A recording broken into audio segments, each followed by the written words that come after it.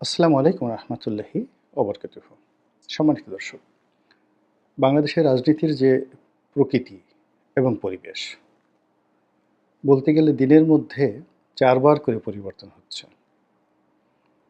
মানে ২৪ ঘন্টার মধ্যে প্রতি ৮ ঘন্টা পর, পর পরিবর্তন হচ্ছে। এদেশের কোনো রাষ্ট্রীয় সিদ্ধান্ত, কোনো মন্ত্রণালয়ের সিদ্ধান্ত রাত ২টোর পরে হয়।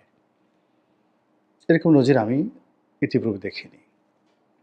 যখন মাইলস্টোন কলেজে অ্যান্ড স্কুলে সেই ঐতিহাসিক মহাদুর্ঘটনা এবং বিয়োগাত্মক ঘটনা ঘটল, তারপরে যে এইচএসসি অর্থাৎ ইন্টারমিডিয়েট পরীক্ষার যে ডেট ছিল, সেটি পেছানোর যে জোর দাবি, সে ব্যাপারে সরকার প্রথমে কর্ণপাত করল না।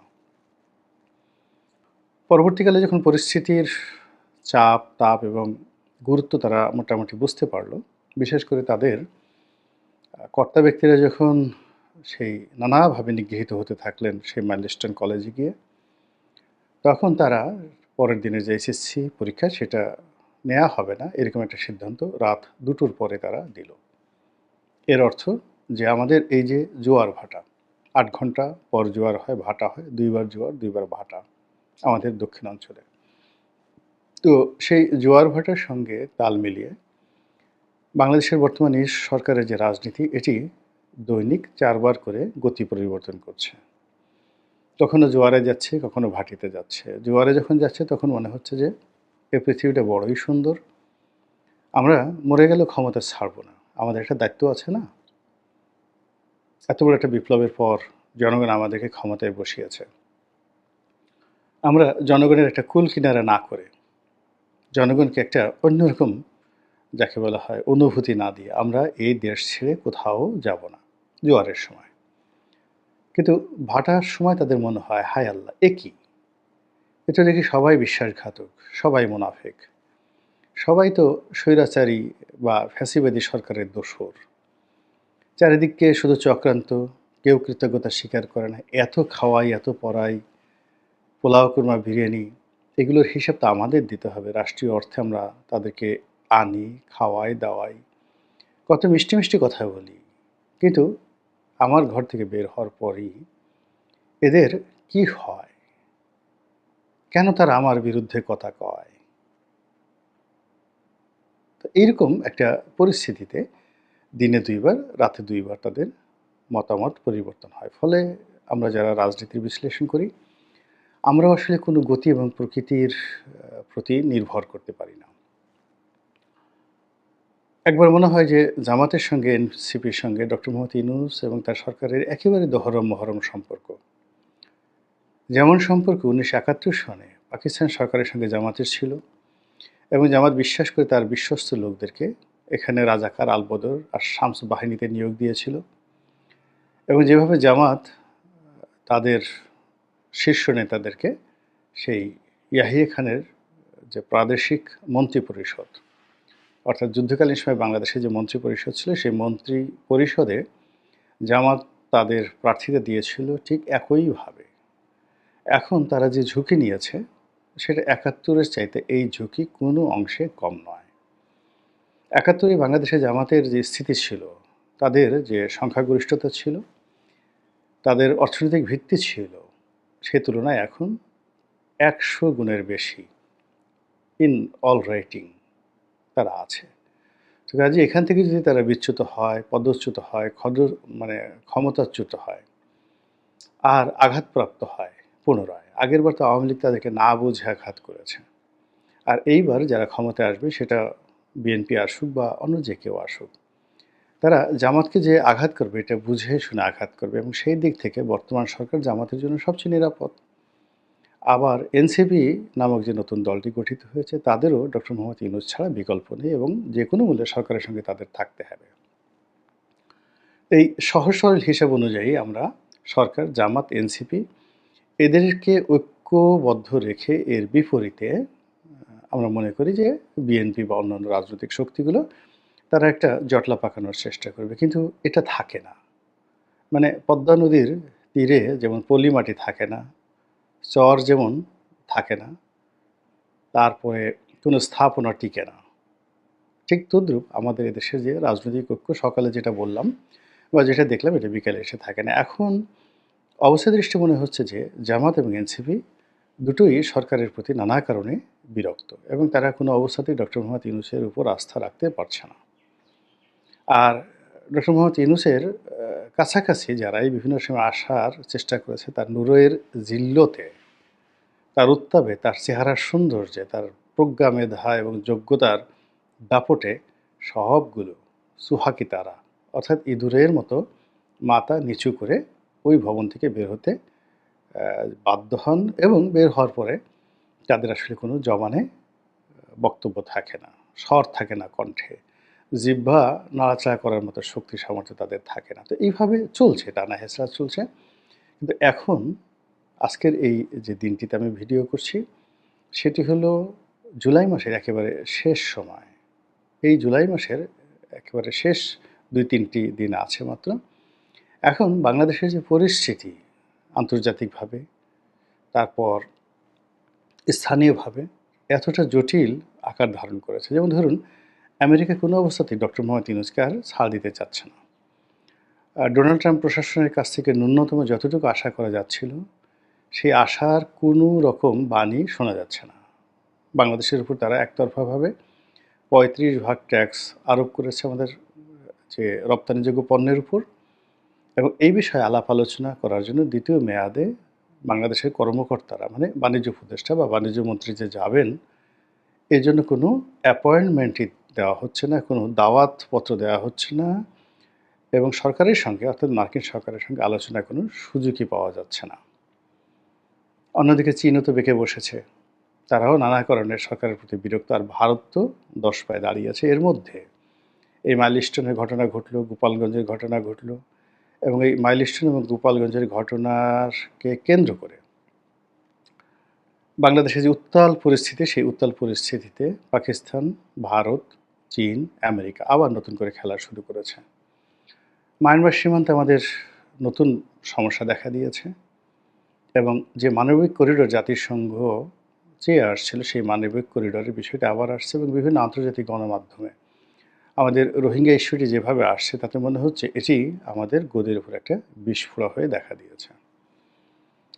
আমাদের সবচেয়ে বড় সমস্যা হলো যে জনগণের মধ্যে যে উন্মত্ততা দেখা দিয়েছে, উত্তালতা দেখা দিয়েছে এবং কোনো কিছু না মানার তাদের যে প্রবৃত্তি, এবং যখন যেভাবে পারো যাকে ইচ্ছে তাকে ধরো, মারো, খাও, এই যে থিওরি চলছে এটি গত ২ সপ্তাহে সহ্যের সীমা ছাড়িয়ে গেছে। ফলে আমার কমন সেন্স যেটা বলছে, সিক্স সেন্স যেটা বলছে যে সরকারের এই মুহূর্তে যারা কর্তা ব্যক্তি আছে তাদের প্রায় সকলের অবস্থা ছেড়ে দে মা কেঁদে বাঁচি। কোনো মতে একটা নির্বাচন দিয়ে তারপরে কার হাতে দায়িত্ব হস্তান্তর করে তারা যদি নিরাপদ বা সেফ এক্সিটের কোনো সুযোগ পায় তাহলে তারা সেই সেফ এক্সিটের জন্য সর্বোচ্চ চেষ্টা করবে, এটাই স্বাভাবিক এখন যা যাচ্ছে।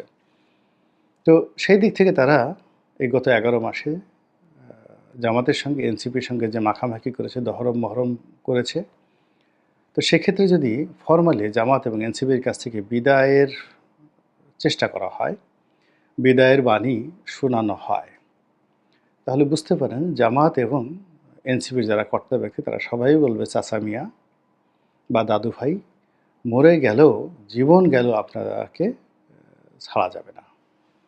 আমরা আফগানিস্তানে দেখেছি যখন আমেরিকা তাদের দোসরদেরকে ছেড়ে গেছে, তখন ওই আফগানিস্তানে কি ভয়াবহ পরিস্থিতি তৈরি হয়েছে।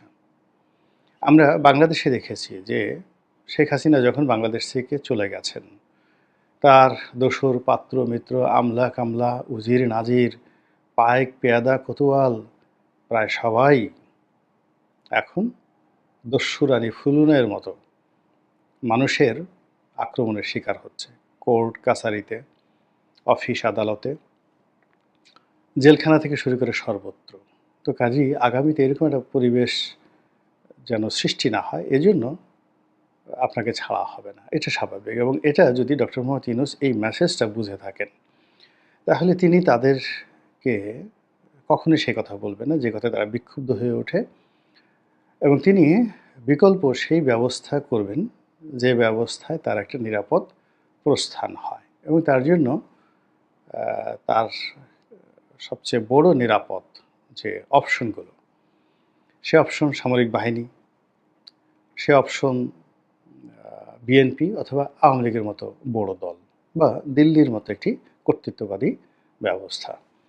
তো ঘটনা যাই হোক না কেন, এখন যেহেতু তাদের প্রথম এবং প্রধান যাকে বলা হয় উপলক্ষ্য, লক্ষ্য এবং উদ্দেশ্য, এটি হলো একটা সেফ এক্সিট, নিরাপদে প্রস্থান। এখান থেকে সুন্দরভাবে যেভাবে অতীতকালে মঈনুদ্দিন এবং ফখরুদ্দিন বাংলাদেশ থেকে আমেরিকা চলে গিয়েছিল এবং যেভাবে ৭৫-এর ১৫ই আগস্টের পর যারা কুশীলব ছিলেন, তারা যেভাবে প্লেনে করে পালিয়ে যাওয়ার সুযোগ পেয়েছিলেন, তো সেক্ষেত্রে যদি বর্তমান সরকারের সব কিছু অস্বাভাবিক হয়, যদি স্বাভাবিক না চলে অস্বাভাবিক হয় এবং সেক্ষেত্রে তাদের যে বিকল্প, সেই বিকল্প পথটি কোনো অবস্থাতেই সহজ হবে না, স্বাভাবিক হবে না এবং তারা মানবিক কারণে, সঙ্গত কারণেই একটা নিরাপদ প্রস্থান চাইবেন এবং সেই প্রস্থান দেওয়ার মতো একমাত্র সক্ষমতা রয়েছে বিএনপির।